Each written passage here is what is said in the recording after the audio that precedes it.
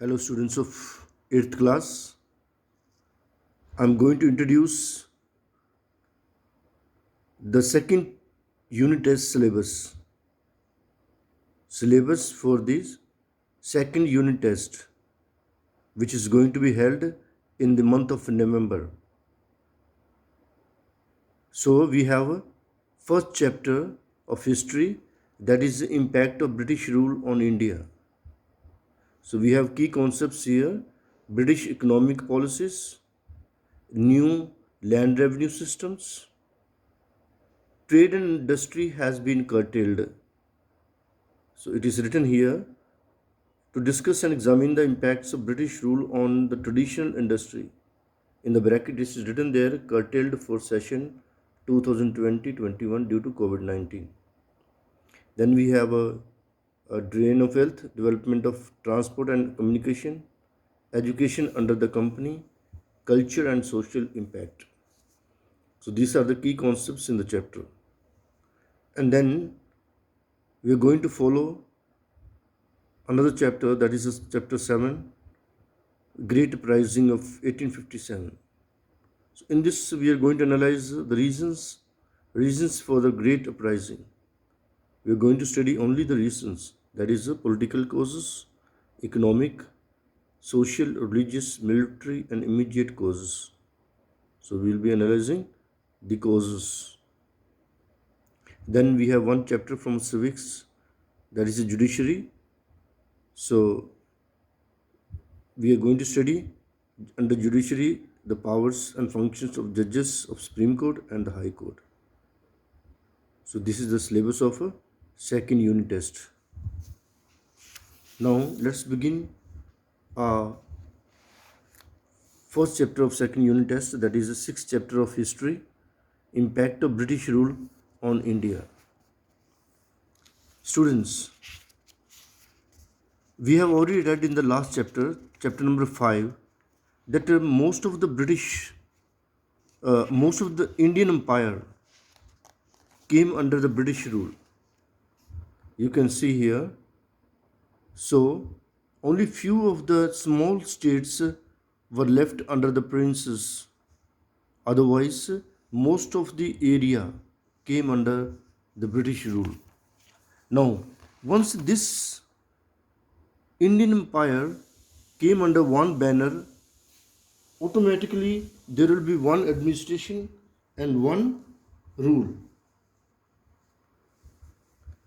There will be one administration and one rule, that is British rule, and there will be same law applied from north to south and east to west, and the same administration will be applied, same education will be applied, there will be same economic causes, economic changes, there will be social changes, and there will be educational changes. These all changes we are going to look forward in this chapter. Students, the administrative structure of British India was designed and developed to serve the British interest. So, we are going to see the administrative change of British India, but that was only in the British interest. Okay, if they introduced railways, that was for British interest to carry their goods. If they introduced education, it was for the British interest to introduce clerks for the administration of British. So this I just give example of 2-3. So the main emphasis was placed on the maintenance of law and order, so that trade with India and exploitation of its resources could be carried out without disturbance. So they made law for the Indian people so that nobody could disturb and law and order, and they could exploit the situation and the economic resources of India. We know that India was rich with economic resources. India was considered Sone ki chidiya. In the last chapter I had told you. So, the British domination of India brought about many fundamental changes. Fundamental changes means there were economical changes, there were cultural changes, there were social changes, educational changes, and so on. So India became a major market for British goods and source of cheap raw material for British factories. So what will happen? They will carry the Indian goods raw material from here. They will carry to England and complete the goods from England factories and then brought back and bring back and sell the goods in India. So that was the policy of the Britishers. So if you see, before the coming of British, Indian villages were self-sufficient. That means there were carpenter, potters, professional peasants, and they used to pay taxes directly to the officers. But the British rule led to the breakdown of the self-sufficient village economy. The British appointed their own official to collect revenue in cash instead of kind. So earlier, the villagers used to give things in kind. That means wheat, rice, and all that. But now they introduced cash system. They appointed officials to collect the cash from the farmers, and farmers began to produce cash crops, which was for the interest of the Britishers, not for the farmers, Indian farmers, but for the interest of the Britishers. So, regarding this, Indian goods could not compete with machine made goods flooded from the market of England. New land revenue system came forward. So, they brought many changes in the land revenue at different places. In the north, it was different. In the south and east and west, it differed from one place to place. Like there was Izaradhari system introduced by Warren Hastings for collection of land revenue. And according to this, land revenue was auctioned to the highest bidder for a period of 5 years. So, one who used to pay more used to be given a land, and the bidder automatically will treat the farmers badly to collect the land revenue, taxes from the land, whether there is crops grown or not. So, there was another change introduced by Lord Cornwallis in the fields, that was permanent settlements, that is a collecting of revenue. Land was, that means land was given to the zamindar on a permanent basis.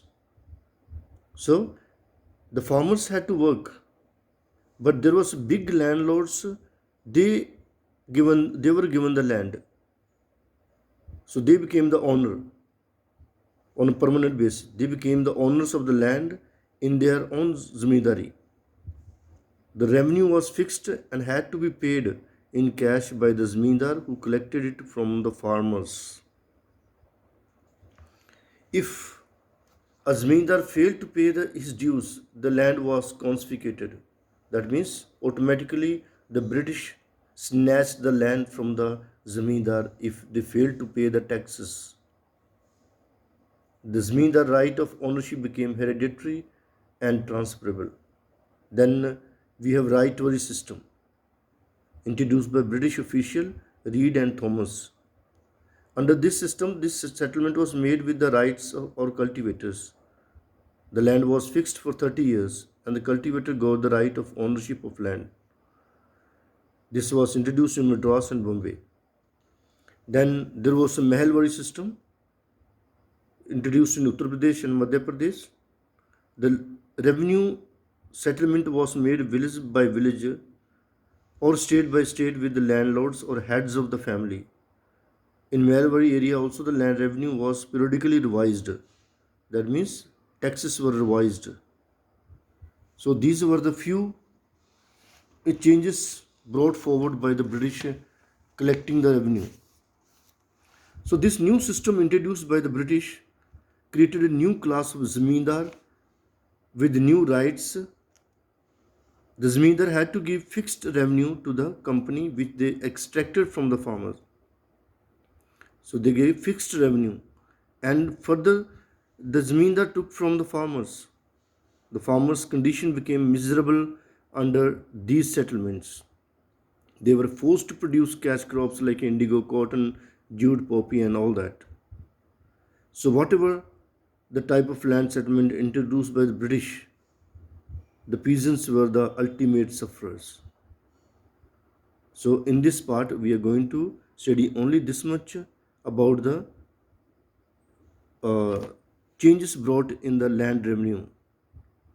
So, in the next part, we shall study just minutely drain of wealth and other teachings. That's all.